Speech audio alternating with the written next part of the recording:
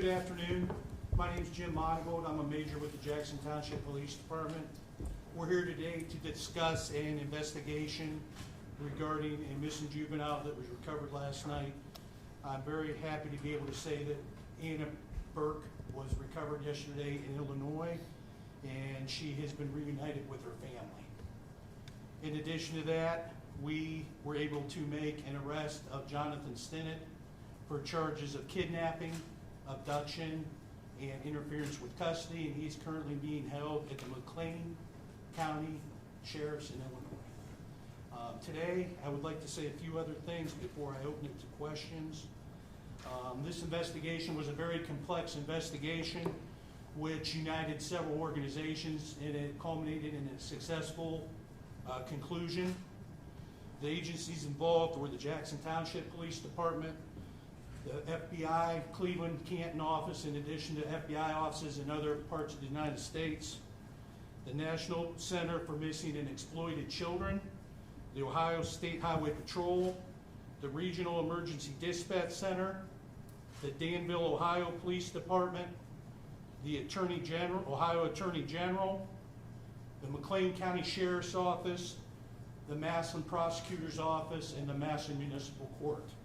Today, standing with me for this presentation are Assistant Super Agent in Charge from the Cleveland office, Todd Krajak, FBI, Lieutenant Jason Collins, the Patrol Division Commander from the Jackson Township Police Department, and Lieutenant Dan Vaughn, in charge of the detectives of the Jackson Township Police Department.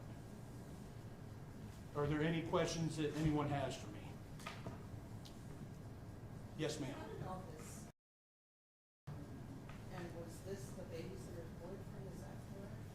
I can't get into particulars. I will tell you they were family associates. They were associates with the victim's family. They had permission to be around the child.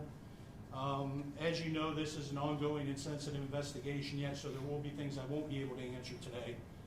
But we were called on the November 11th at approximately 19:33 hours to a location in the 7200 block of Fulton Road.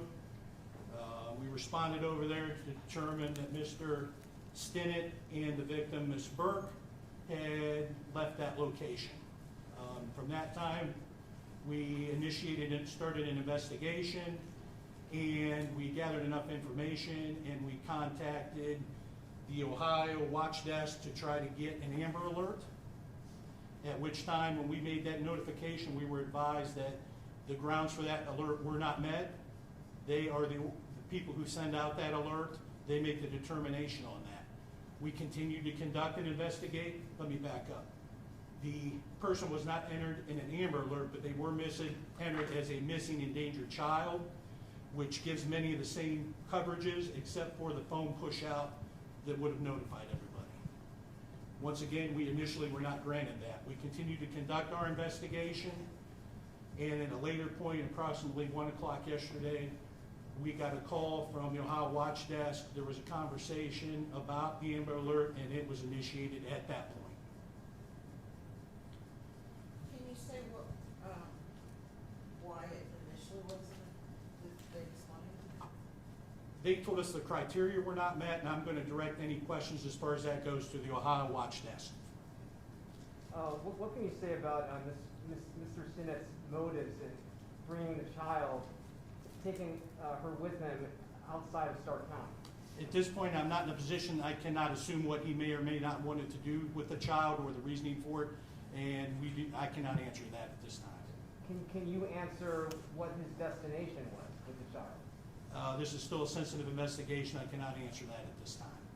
And what information can you release on whether the child was harmed or if she was abused in any way? I can tell you that the child was taken by medical services for an evaluation, and she's been reunited with her family. Okay, you can't, in terms of whether she was physically or injured or if there's any distress, you can't talk about that? At this point, it's a sensitive investigation. I cannot answer that question. Okay, she's back in the custody of her family, of her mother and the mother's boyfriend, correct? Part of her family. I don't know where she's at right now, but she's been picked up, yes. Okay. When did that occur? When did you? Earlier today. Did detectives drive over to Illinois to pick her up and bring her back, or? I'm sorry, what was your question? Did your detectives and officers go to Illinois to bring her back? Our agency did not do that, the family did that. Oh, the family went to Yeah. McLean, they drove there to pick her up? I assume the family picked her up, Oh, okay, that's your information, okay. okay? And then who spotted her vehicle? I'm sorry, his vehicle, Mr. Sinnett's vehicle? We were advised by the sheriff's office that they got a call of a suspicious person. That's the information I can relay. They responded and located them. Okay. Parked along the side of a roadway. Did the, Sure he was asleep? I Oh, think sorry, he has a question. I'm gonna let him. You're good? That last question was my question. Okay, very good. Go ahead, sir. did the person who spotted the vehicle, were they aware there was an Amber Alert for that vehicle, or he just was generally suspicious? It was just like, the person did not know about the Amber Alert? I do not have that answer at this time. I know that the county was called to respond to that. I don't know what information the person that called may or may not have had. No, sir. What was the exact, what location was the vehicle found by the deputies there? I don't have the exact location that was recovered, other than it was in the jurisdiction of the McLean County Sheriff's Office. Oh, okay. You don't know if it was a rest area of a highway, Interstate 55 perhaps, or something like that? I do not know. You do No, not sir. know that, okay. Yes, ma'am. Do you know if Mr. Stinnett has any previous, record of similar crimes or anything like that? I cannot answer that at this time. Is he from this area though? He's been in different areas. He's currently residing at this location in the area, yes. Is he still in Illinois? Yes, he's in the McLean County Sheriff's Office. So he'll have to be extradited then? Yes. Yes. Did McLean, Illinois know about the Amber Alert? Are you asking if the who? McLean, their police department, were they aware that there was an Amber Alert out there? I know that when the information was run, they indicated that he was a wanted person. Other than that, I don't know what specifics they had or didn't have. Is the family willing to talk? That's something I do not know. Okay. So when they approached the vehicle, you don't know if they knew that was part of the Amber Alert or not, when they first approached the vehicle to check on it? Once the information was run by that officer, he knew he had some type of issue. Oh, okay, so obviously he would have run that before approaching the vehicle, obviously. I would assume, but I can't confirm or Okay. deny. And then did he resist arrest? Was there any physical confrontation of any sort, or did he just cooperate immediately? He was taken into custody without further incident. And no one was injured as a result of that? No. And there was no use of force or shots fired as a result of that apprehension? No. Okay. Okay, you want to go ahead? When you say complex investigation, I mean, obviously there's a lot of probably parts that we're moving in with this, but is there anything specifically other than going across the state lines that made it more complicated? Did you know, I mean, sounds like you knew right away who you were looking for. This was complex because there was a time period, as was in the press release, we received a call about an hour after the person left, so we were trying to catch up to that person and what their location was. Did you suspect they might have crossed state lines already, or? Initially, and until we had indication through our investigation that through credible tips and evidence that was obtained that he was moving across the state. Where were those surveillance pictures captured? Do you remember? Danville, Ohio. What time? Do you have a time frame of those? The time that we received them or the time that they were taken? The time that they were taken? Approximately 8 o'clock the night of. On the Thursday. 11th. Thursday night? Yes. Okay, the 11th, correct, of November? Yes. So this is after he and her disappeared from the Goodwill store across the street? Correct. Okay. And obviously, it was known throughout the state that you were looking for that vehicle. You may not have issued an Amber Alert at that point, but it was known by law enforcement across Ohio, am I correct? I know there were several notifications pushed out, yes. And is that why they notified you, Danville Police? I can't really get into that right now. It's Oh, part of the okay. investigation. Okay. All right. Are you personally upset that they didn't issue an Amber Alert sooner? I have no comment on that right now. I can tell you that this agency attempted to do it. We provided them with the information we have. They make the determination. That's what I have to say about that.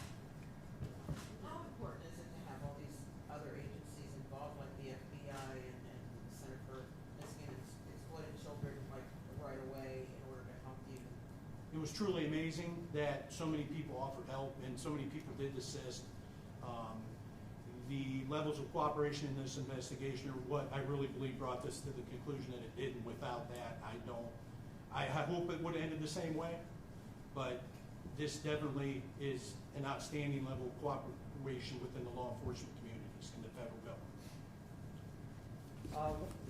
When did you call upon the FBI to assist? Initially, Right as soon from as the we knew beginning? what we had. And they would, obviously they would have jurisdiction, because any kidnapping across state lines, it would be in their jurisdiction, obviously, correct? Mr. Krajak, would you like to Yes, answer that? because it was a child as well. How do you spell your name again, sir? Krajek.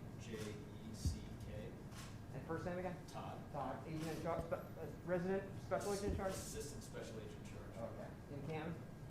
Cleveland. In Cleveland. And did the field office over in Illinois assist you as well, for the FBI field office? If you're going to speak, can you speak in front of the microphones, please, so all the cameras pick it up? Yeah, we had assistance from offices in multiple states. Did those agents go meet with the suspect? Are there any federal charges that are expected at this point, or? Possibly those conversations will be had between the local prosecutor and the U.S. Attorney's Office. Okay, and then your agents in Illinois did go to investigate as well? Did they go to the scene, meet with the deputies, meet with the suspect? I'm not entirely sure about Illinois yet, but in other offices, helping out with other leads related to the investigation. And I don't know who best to address this question to, but Mr. Stinnett has been charged, he's obviously defending this case. Has he waived his Fifth Amendment rights?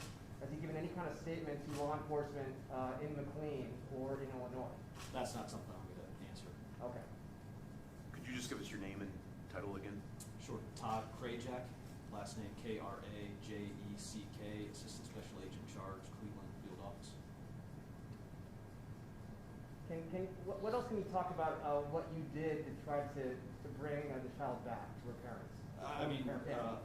Like the Major said, it was a team effort, supported Jackson Township Police Department in any way they needed. No egos involved. Whatever they needed, we assisted with, and brought certain investigative capabilities to bear, and it was a good outcome, great outcome. So that's about as much specifics as I can get into. I totally understand. Obviously, the FBI is very experienced with cases like this, in terms of kidnappings across state lines. If you bring that experience, in assisting local law enforcement, correct? Can you repeat the Oh question? yeah, I'm sorry. Obviously, you have a lot of experience. The FBI has a lot of experience and knowledge about cases like this, and are you able to talk about what kind of advice you gave to local law enforcement on helping to bring her home? No real advice. It was, like I said, a team effort. Everybody sharing ideas equally. It was Jackson Township had the lead, and we assisted. Do you know if he's a sexual offender in other states? I cannot answer that. For this state? I cannot answer that. Okay. And then I don't know if this question is more for the major, but is there a timeline for his extradition back to Ohio? That would be more for the major answer.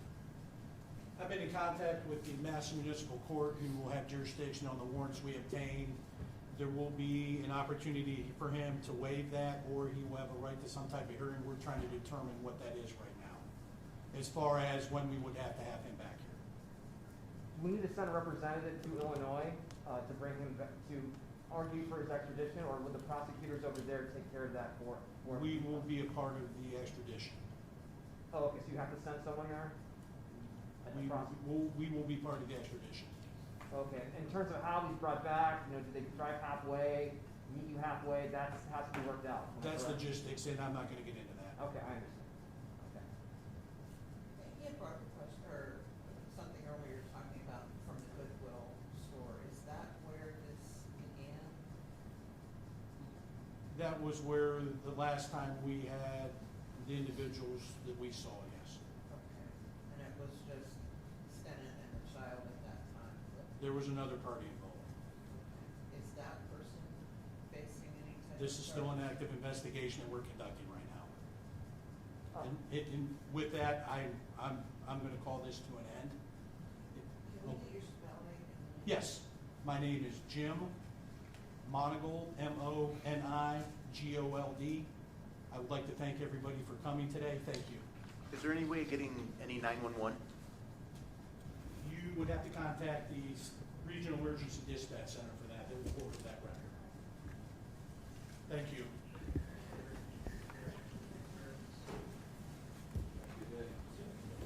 You too.